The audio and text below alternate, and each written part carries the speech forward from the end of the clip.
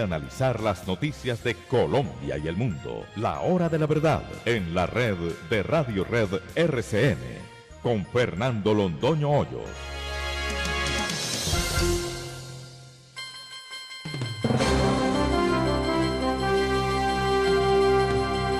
Buenos días, son las 6 de la mañana de este martes 26 de febrero de 2019. Esta es la hora de la verdad. Y estos temas y asuntos que trataremos en la grata compañía de ustedes durante las próximas horas. Reunión del Grupo de Lima. En nuestro parecer, empezó y terminó, sobre todo terminó sin pena ni gloria. Ahí no hay nada especial. Respaldo a Guaidó, ya lo tenía. ¿Qué le agrega un nuevo respaldo más?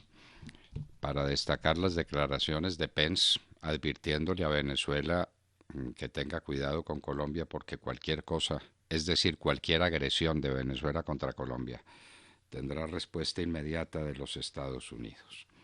Fuera de eso, bueno, ya haremos el análisis. Siguen llegando militares venezolanos, continúa represión en la frontera, los matones de Maduro. Maduro saca sus matones a la calle y los tiene ya en la frontera. Los matones de Maduro son los famosos paramilitares que le pertenecen, armados y dispuestos a matar a cualquiera, porque a eso les dan comida completa, es lo que uno cree. Aunque los militares que están llegando de Venezuela dicen que están pasando hambre en los cuarteles también. Las bolsas subieron ayer, el Dow está por encima de los 26.000 puntos. El petróleo cayó, dicen que cayó por unas declaraciones de Trump, personalmente no creemos, pero en todo caso cayó más del 3%. El WTI está a 55.35, el Brent a 64.66, el café por debajo de $1, señores. Esto es una calamidad. Y como Colombia está vendiendo su café como materia prima, porque la Federación no perdió sino 50 años en la tarea de hacer del producto estrella de Colombia un delicatessen, un producto con personalidad propia que se venda directamente al consumidor, entonces lo vendemos como lo hemos venido vendiendo por tantos años como materia prima para que los tostadores hagan su agosto. El presidente de Cuba insulta a Duque y a Piñera, les dice payasos tranquilamente, no pasa nada. Colombia no tiene ninguna respuesta frente a Cuba, como tampoco ha tenido ninguna capacidad de gestión para que Cuba tome prisioneros a los bandidos del ELN que pusieron la bomba en la escuela militar y que están causando los desastres que están causando en el medio ambiente colombiano con las voladuras de los oleoductos. Colombia le dijo a Cuba que le mandara a esos bandidos y Cuba no lo hace y no pasa nada, Y el presidente de Cuba le dice payaso a nuestro presidente y no pasa nada, no pasa absolutamente nada. Uno se pregunta, ¿esto hasta cuándo? ¿Esto es una estrategia? ¿Esto es cobardía? ¿Esto es displicencia? Uno no entiende cómo son las relaciones con Cuba. Termina la aventura del tiempo para hacer televisión. Entonces cierra su canal, cierra su empresa de televisión, despide 100 empleados. Siguen saliendo empleados de este sector de las comunicaciones en Colombia. Las objeciones a la JEP es que las FARC, tal como está la JEP ahora, tienen patente de corso para seguir delinquiendo a través de los famosos delitos permanentes que antes llamábamos delitos continuados. Cuando siguen cometiendo delitos continuados, eso sigue en manos de la JEP, es decir, en manos de la impunidad total y de los amigos de ellos. De manera que ya delinquieron, pueden seguir delinquiendo porque como el delito es continuado, el narcotráfico es continuado, los secuestros son continuados, las bombas que ponen son continuadas, de manera que la JEP sigue cubriendo con sus alas protectoras a los bandidos de las FARC que sigan cometiendo delitos en Colombia. Trump confirma excelentes reuniones con Xi Jinping, el premier de la China. Eso trepó las bolsas de China a unos niveles no vistos, 6% de aumento, y Trump dice que son excelentes relaciones para los Estados Unidos y para la China. Parece que lo entendieron mejor en China que en los Estados Unidos. La nueva tentativa de secuestro de Lorenza Lee y Gabriel Valles. Esto no puede pasar desapercibido, esto no puede quedar así, como una misita rezada. A Lorenza Lee y a Gabriel Valles lo iba a secuestrar la policía, los tenían prácticamente listos para meterlos en un carro de la policía y para que pasara qué con ellos. A ver cuál era la acusación contra Lorenza Lee. O era una estratagema de los funcionarios de Migración Colombia que siguen siendo los mismos de la época de Santos y los mismos que ya habían secuestrado a Lorenza Lee y a Gabriel Valles para callarles la boquita para siempre. Se los mandan a Venezuela y entonces, asunto concluido, se frotan las manos y dicen, estos ya no vuelven a hablar. ¿Sería eso lo que se trataba? ¿Una tentativa de asesinato por interpuesta persona? Hablaremos más adelante, probablemente no hoy, pero hablaremos con Lorenza Lee, porque este es un tema de la mayor gravedad. En el Reino Unido tenemos que Theresa May considera prorrogar plazo para el Brexit. Y ya están hablando en el Reino Unido de un nuevo referendo.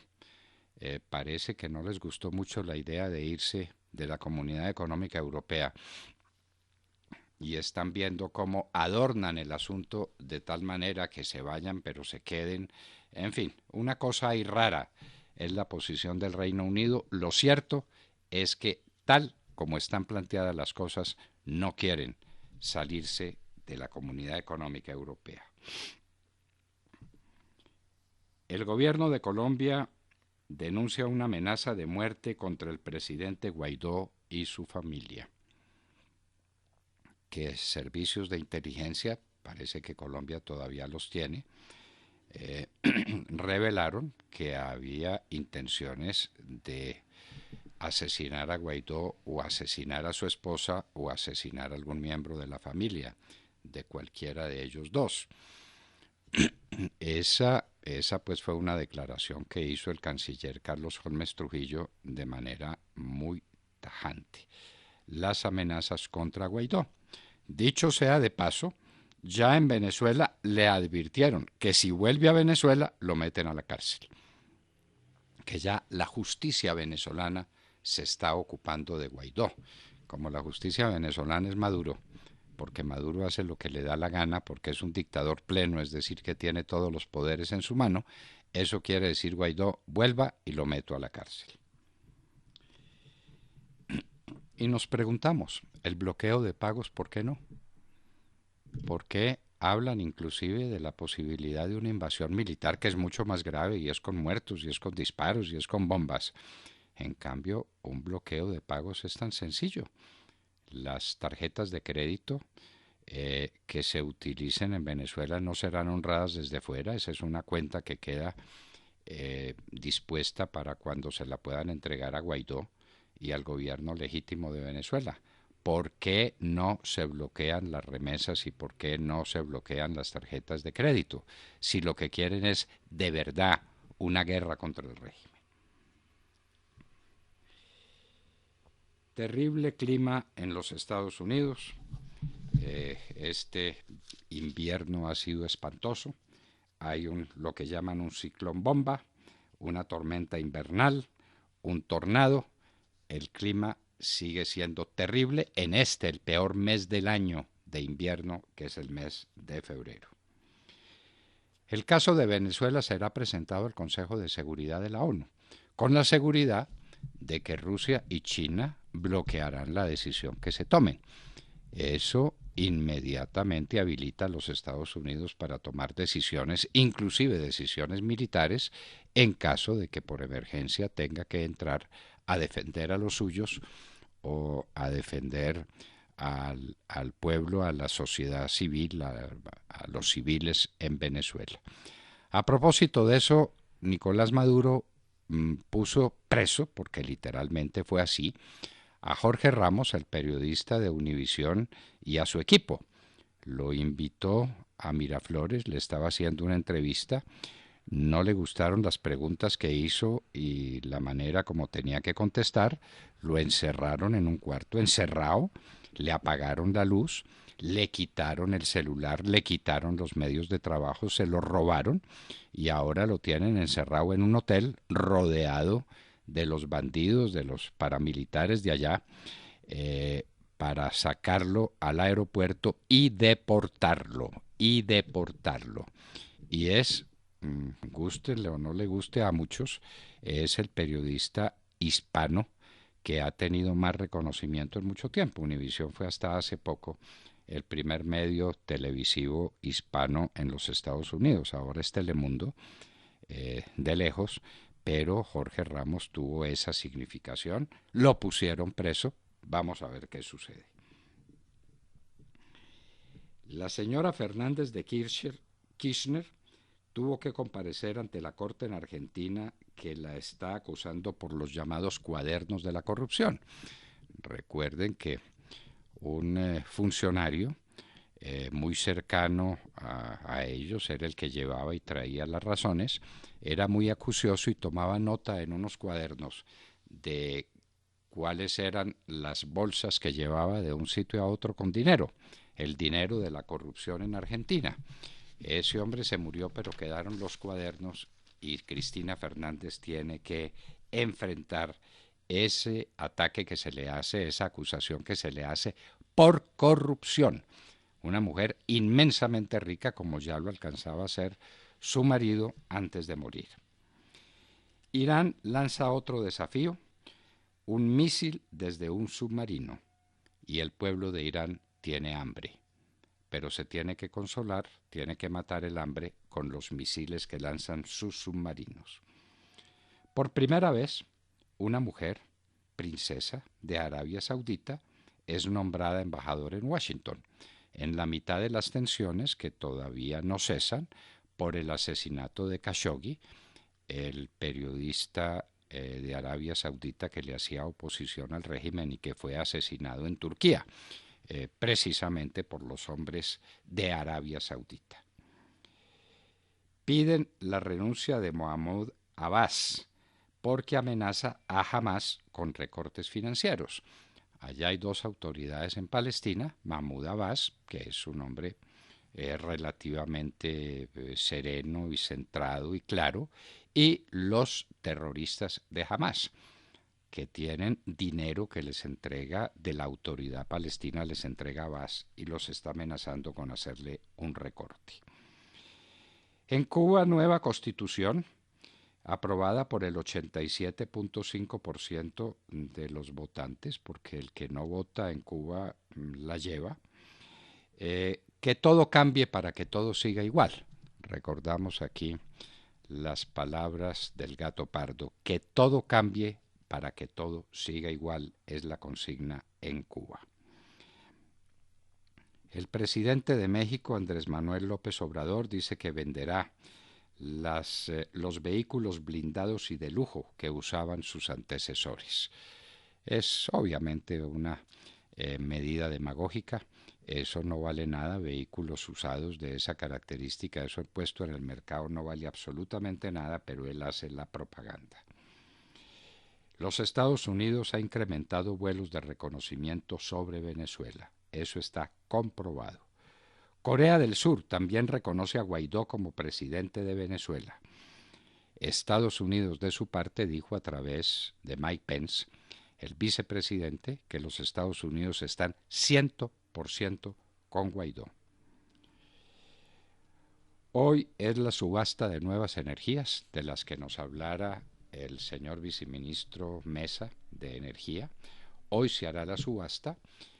Colombia preparándose para una posible extensión del fenómeno del Niño, aunque por lo menos en Bogotá y en los alrededores lo que ha habido son tremendos aguaceros en los últimos días.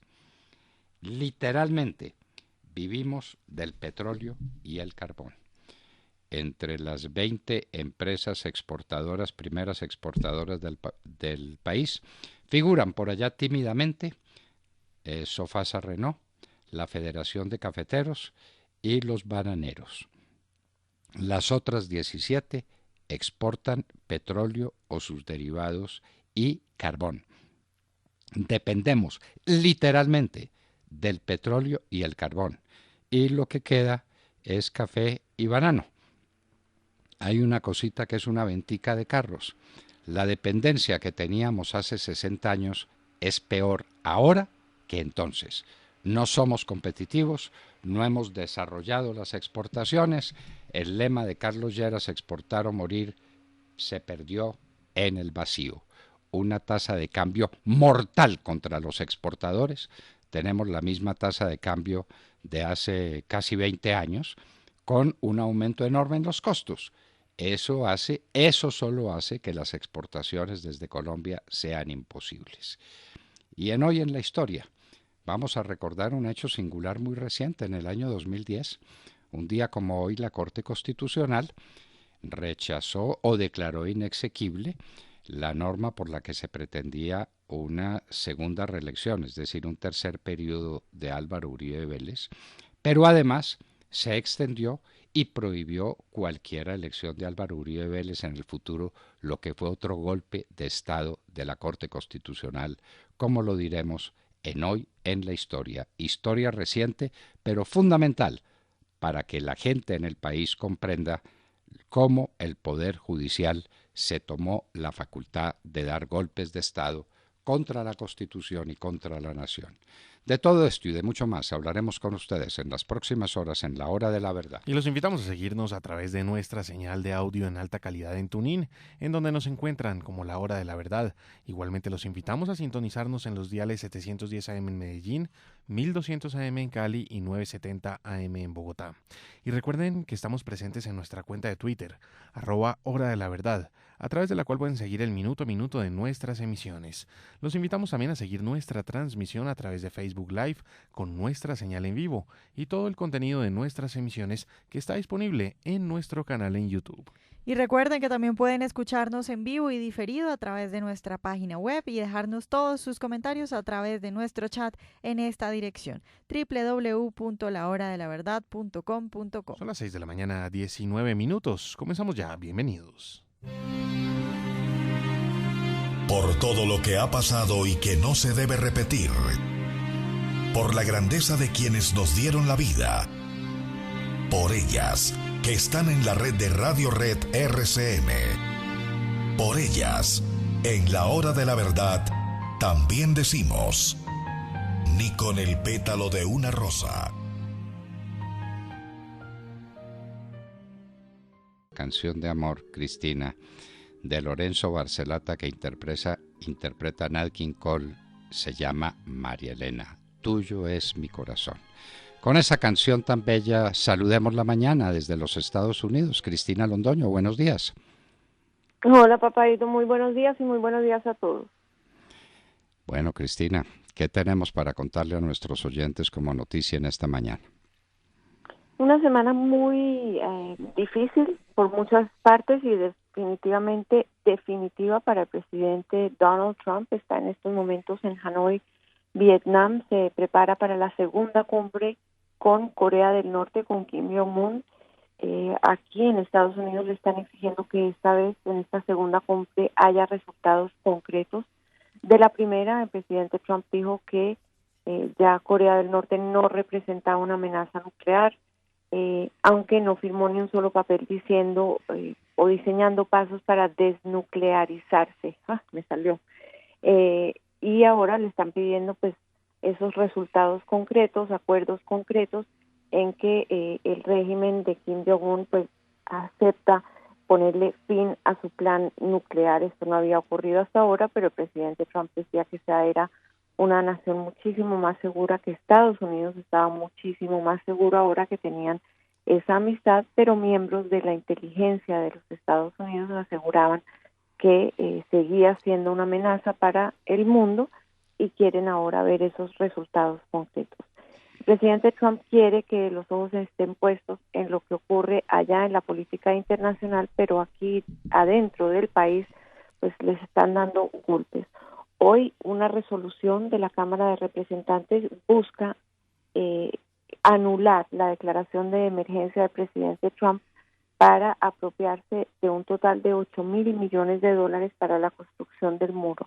1.400 millones de dólares se los dio el acuerdo bipartidista para mantener el gobierno abierto, pero el resto del dinero son fondos que están destinados a otras cosas, muchos de ellos fondos militares, que el presidente con una declaración de emergencia pues va a acceder a ese dinero. La Cámara está en rebelión, quieren eliminar esa declaración de emergencia, y hay republicanos que se han declarado ahora del lado de los demócratas. En el Senado, por ejemplo, la senadora republicana Lisa Murkowski de Alaska, y también sabemos de una carta firmada por 58 exfuncionarios de inteligencia de los Estados Unidos, entre ellos exfuncionarios que sirvieron a gobiernos republicanos, que están diciendo que la declaración de emergencia del presidente Trump es ilegítima y que no existe ninguna emergencia. Y en otro evento también muy esperado y de gran dificultad para el presidente Trump, aunque él ha dicho que su ex abogado Michael Cohen no tiene ninguna credibilidad y que es un mentiroso, pues este asesor, mano derecha y aliado del presidente Trump durante la campaña va a declarar ante un comité legislativo de la Cámara de Representantes. Se espera que Michael Cohen el ex abogado de Trump, vaya por primera vez a incriminar públicamente al presidente en una cantidad de delitos que él asegura que el presidente cometió. Michael Cohen ha sido convicto, es una persona convicta por la ley de los Estados Unidos, por la manera en que pagó impuestos, por haber violado por los impuestos, por violaciones de campaña a los Estados Unidos, en los Estados Unidos, y también se sabe por haberle hecho pagos a una actriz porno, a Stormy Daniels, para que no contara, para comprar su silencio durante la campaña por una supuesta relación que ella dice que tuvo con el presidente Trump. Pero ahora vamos a tener a Michael Cohen en la Cámara de Representantes diciendo que su jefe sabía de todas estas cosas por las que a él lo encontraron culpable de crímenes, que no solamente sabía, pero que también lo había dirigido en todo esto. Pues va a ser un tema muy difícil para el presidente Trump, estando desde Estados Unidos oyendo esto, pero sabemos que ha estado pendiente porque en camino a Vietnam pues estaba tuiteando sobre todas estas acusaciones en su contra. Vamos a ver qué pasa. Estaremos aquí pendientes. Ahora regreso contigo, papi. Muchísimas gracias, Cristina. Sergio Gel. Doctor Londoño, muy buenos días para usted, para todos nuestros oyentes. Pues hoy ponemos el ojo en las exportaciones de nuestro país, exportaciones que dependen, lógicamente, o pues no tan lógicamente, de nuestro... No. Lamentablemente. Lamentablemente, podríamos decirlo, doctor Londoño, de los recursos naturales. Mire, el tema de las exportaciones dependemos muchísimo, pero muchísimo, por supuesto, de los minerales y del petróleo. Esto lo informa el portal losdatos.com, que hace un análisis con base en los informes de la DIAN y del DANE, y pues lo que hace es un ranking que da cuenta precisamente de que pues entre las primeras 20 compañías exportadoras de nuestro país, tan solo 2 o 3 pertenecen a ramas distintas al petróleo y al carbón o a los minerales. Así que lo que tenemos es un panorama muy complicado en donde vemos que no hay diversificación de exportaciones, dependemos pues completamente de nuestros recursos naturales, y es de eso de lo que está viviendo el país. En el ranking, en donde se muestran 25 empresas, los principales exportadores, que además es un ranking encabezado por Ecopetrol, que el año pasado logró exportaciones por 9.259 millones de dólares, pues en este ranking, en donde las 25 primeras empresas representan el 61,5% de las exportaciones del país. Es decir, que las exportaciones dependen 25 empresas aportan al 61,5% de las exportaciones de Colombia, mientras que hay 11.438 empresas que responden por el 38,5% de las exportaciones de Colombia. Pero esto lo que nos da cuenta es de una situación muy complicada en donde el país lo que está haciendo pues es viviendo de las exportaciones de petróleo y de carbón, y en donde estamos viendo que no hay diversificación. Sinceramente no hay diversificación de nuestra canasta exportadora. Es un panorama muy complicado el que enfrenta nuestro país, y bueno, más complicado cuando vemos que dependemos de un petróleo del cual pues no tenemos mucha certeza de cuál será su futuro, esto por cuenta del fracking, que no se decide nada al respecto, y además pues por cuenta de las exploraciones, que algunas de ellas no han dado los resultados esperados, y las reservas de petróleo en nuestro país pues no son las más alentadoras. Lo cierto, doctor Londoño, es que las exportaciones de Colombia son de petróleo, y pues Colombia, lamentablemente no podemos decir que Colombia es café o no es nada. Aparentemente lo que indica esta información que presenta el portal losdatos.com es que Colombia es petróleo o no es nada. Hace 50 años, cuando Carlos Lleras llegó a la presidencia de Colombia, Colombia dependía, es decir, hacía mercado con la plata del café y del petróleo en segunda instancia. Hoy hace el mercado con petróleo y carbón y alguna cosita muy elemental y muy simple de café, de banano, y Sofasa Renault hace unas exportaciones. Sí. Dependencia absoluta de la economía colombiana de las exportaciones de minerales. En 50 años no logramos cambiar la historia. Y es que le damos palo a los exportadores todos los días. Tenemos el tipo de cambio de hace 20 años.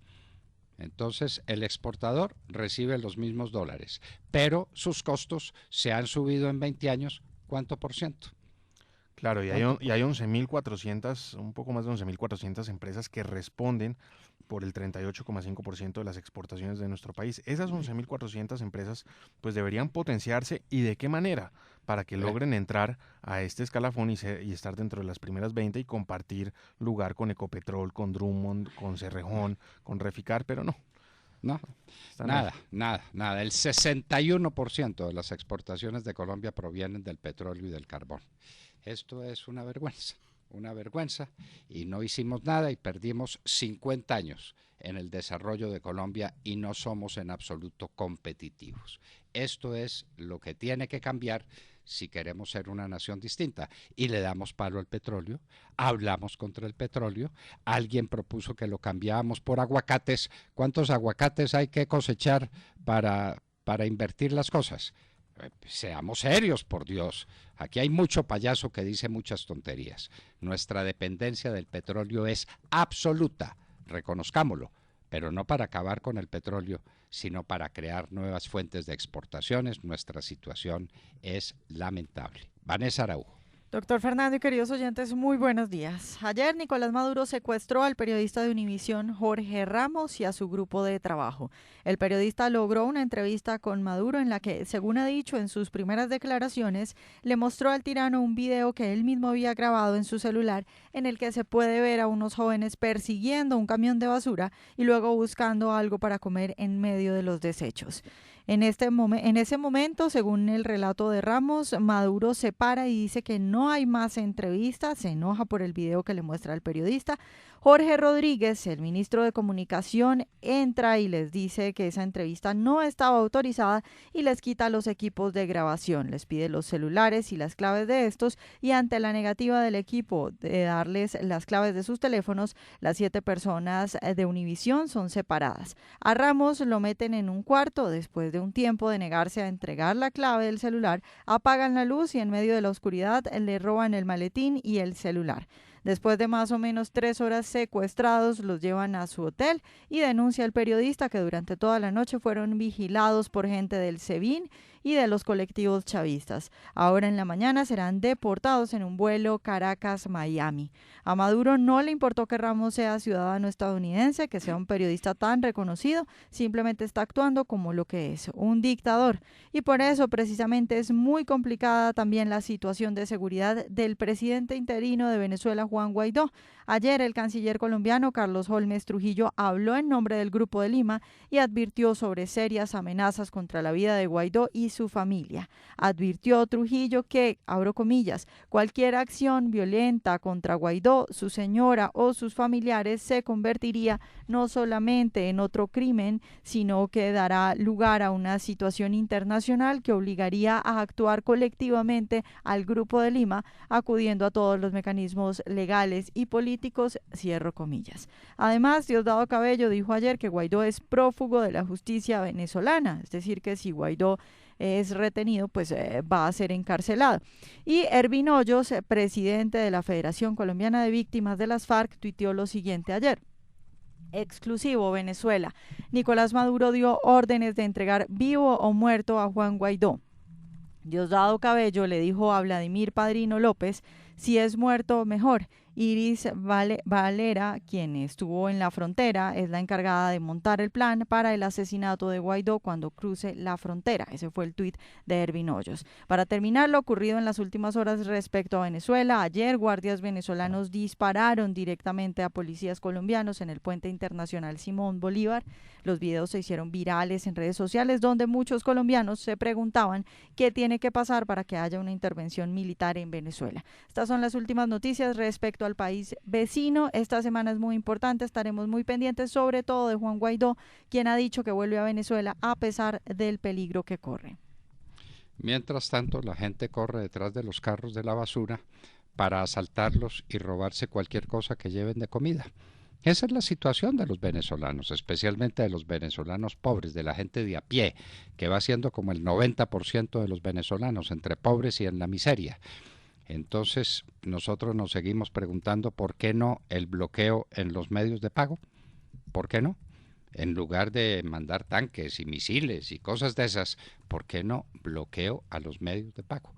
A Venezuela no entra dinero de los Estados Unidos, ni de Colombia, ni de ningún país que quiera participar en el bloqueo. A ver cuánto dura Maduro en el poder.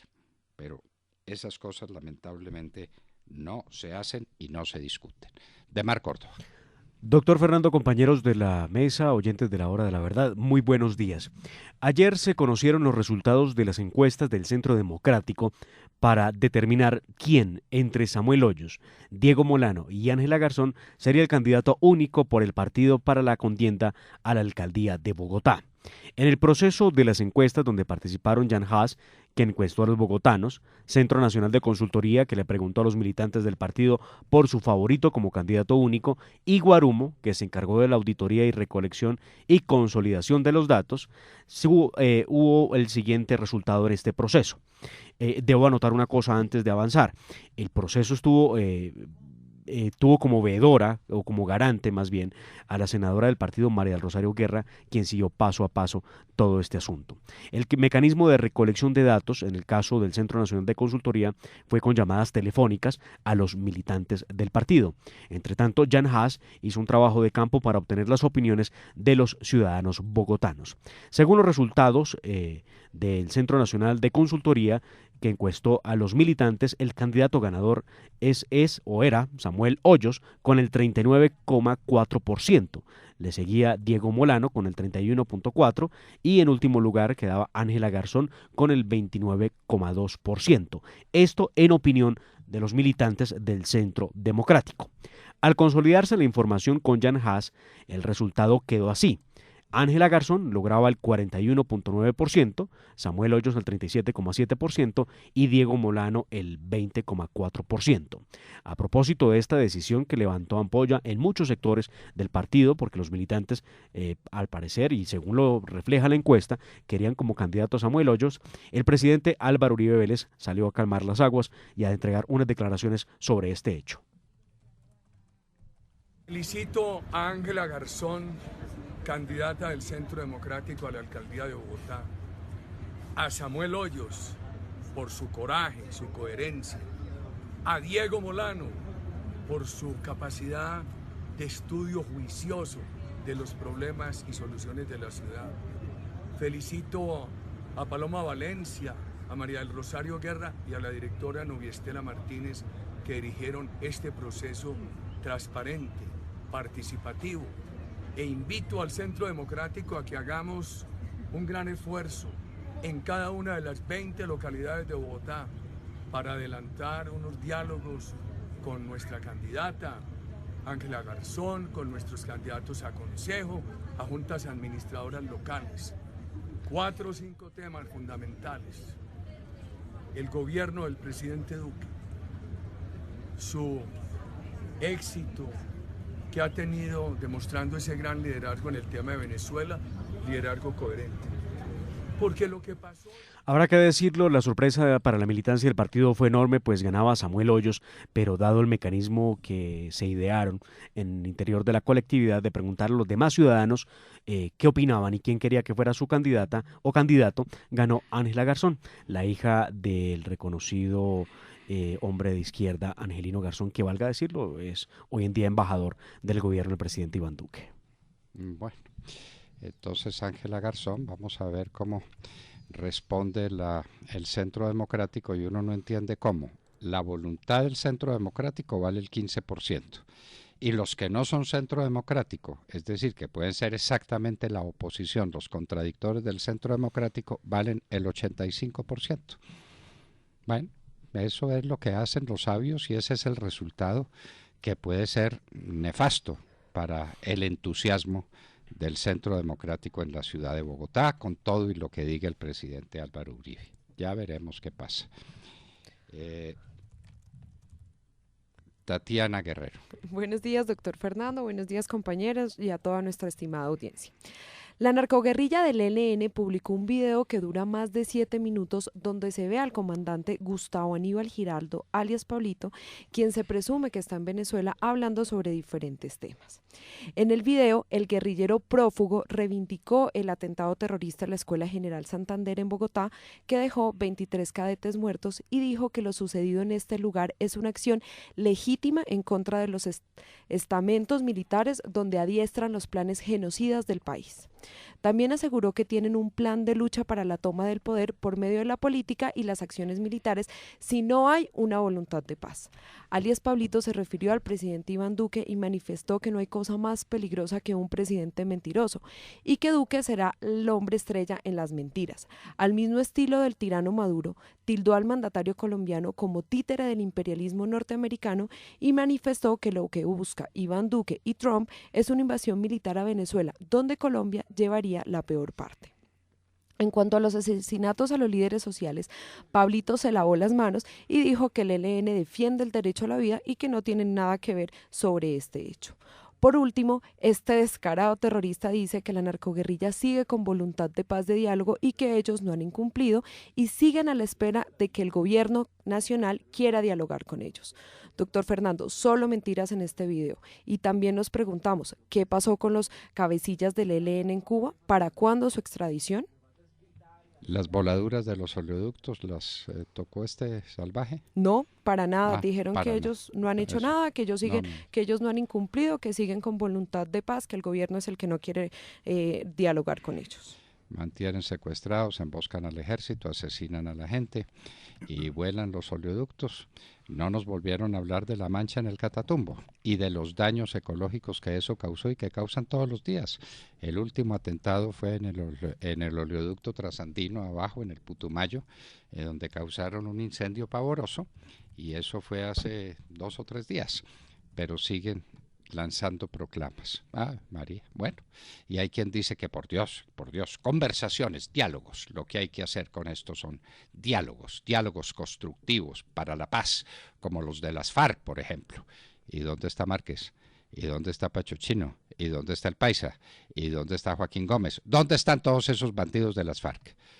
En lo que les gusta, que es en la cocaína y en el desplazamiento de la gente y en el ejercicio de la violencia. Tata Castro. Muy buenos días a todos.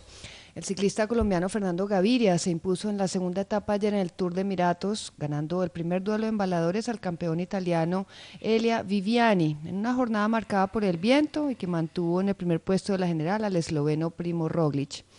Gaviria se mostró imbatible en la recta final después de recorrer 184 kilómetros. El ciclista de la Ceja Antioquia superó a sus rivales, el italiano Elia Viviani y al australiano Caleb Ewan, segundo y tercero respectivamente. Se puede decir que fue un triunfo en casa, ya que el colombiano hace parte del equipo de Emiratos, patrocinador de este evento y que aspira a convertirse en la mejor escuadra del mundo. Esta es la tercera victoria para Fernando en la presente temporada. Se anotó 2 etapas en la Vuelta a San Juan en Argentina, carrera que ganó el también colombiano Winner Anacona del Movistar, y en el Tour de Colombia, Gaviria se retiró por enfermedad en la etapa de su ciudad natal La Ceja y su buena recuperación se evidenció ayer. Jornada para los embaladores que no arrojó cambios en la general. El esloveno Primo Roglic se mantuvo como líder, seguido de sus compañeros, el belga Laurent de Plus y el holandés Koen Bouwman, con el mismo tiempo. Uno de los favoritos al título, el holandés Tom Dumoulin, es sexto a 7 segundos.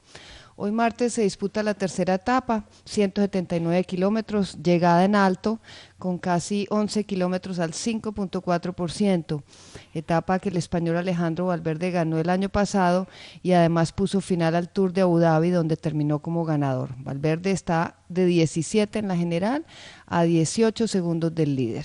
Nuestros escarabajos, doctor Londoño, dejando como siempre muy en alto el nombre de nuestro país. El misil de La Ceja fue el gran vencedor ayer y nuevamente alcanzó a Nairo Quintana en el número de victorias de la Unión Ciclística Internacional. 37 en total tienen ambos, pero Gaviria lo puede superar porque todavía faltan 2 etapas aptas para embaladores. Muy bien. Entonces, felicitaciones a Gaviria, felicitaciones al ciclismo colombiano, a la gente de La Ceja, nuestro abrazo. Ganó Gaviria esta etapa importantísima por allá tan lejos como en los Emiratos Árabes. Y en un instante estaremos con el representante a la Cámara por el Centro Democrático del Departamento de Santander, Edwin Ballesteros. Tema: el fracking en Colombia. En un minuto. Son las 6 de la mañana, 45 minutos. Esta es la hora de la verdad.